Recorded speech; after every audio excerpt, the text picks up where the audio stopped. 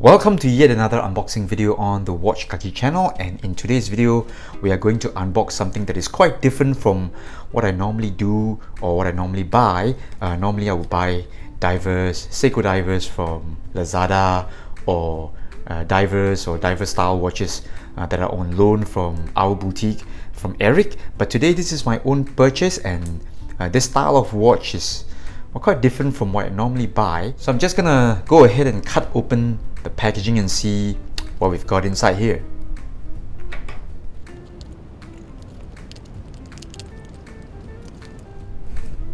And I finally managed to cut through those layers of tape here. The packaging is quite nice, nicely secured, and this is the paperwork, I assume. Order, invoice, blah blah blah blah blah. Okay, my address, my name. I'm gonna let you see my address. Okay, so this is the watch in question. Wow, okay, Seiko. Alright, it's a Seiko, but it's not a diver. So let me just put away the cardboard boxes. And now we're back to the Seiko retail box. So I'm just gonna flip this open and let you see what I've ordered. Alright. Ta-da! Alright, so okay, yet another layer of protective tape here. So let me just tear this out, and ta-da again. Alright, so this is the watch that I just ordered on Lazada, and this is the boring, you know, like a dressy everyday watch kind of style from Seiko. Now this is a solar quartz watch. Alright, it is not a Seiko 5, it is not a 4R35 watch or 4R36. This is a solar quartz, and the model here, reference number, is SNE525P1. so it's got a 100 meters water resistance and a sapphire crystal. Alright, and the caliber here used is V158. So I think this is the same caliber as the one found on the Solar Tuner, or rather about the same. This one has a day-date function, and that one only has a date function.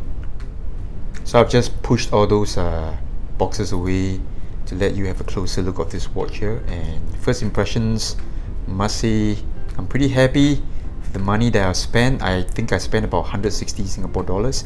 And this one here has got a lovely Sunburst blue dial. At the moment the ceiling lights are creating havoc on the dial, so I think I'll get better shots when I set up the studio lights for the full review.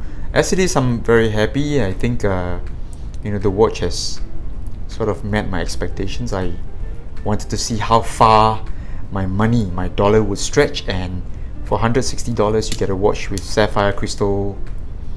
I think it's not too bad. Okay, I'm actually liking the brush finishing here on the side. Alright, let's just quickly take a look at the handset alignment.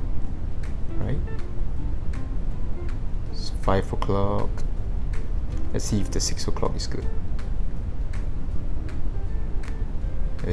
Alright, looks pretty decent. Alright, I'm happy that, you know, the hands are not badly misaligned. Some quartz watches, they have issues with hand alignment, so I think this one is quite good. Alright, it's not too bad, and I would say I'm pretty happy.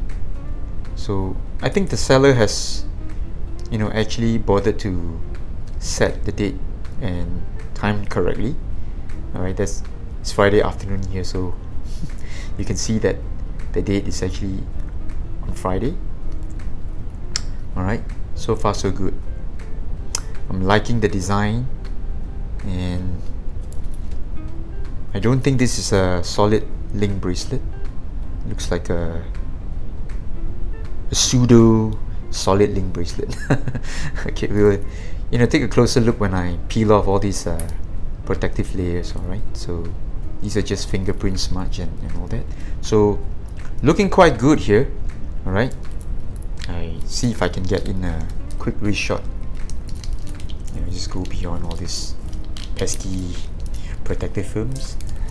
And here you go. This is a 39, I think.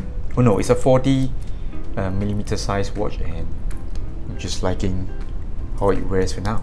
Alright, so stay tuned for the full review of this watch, the SNE525P1.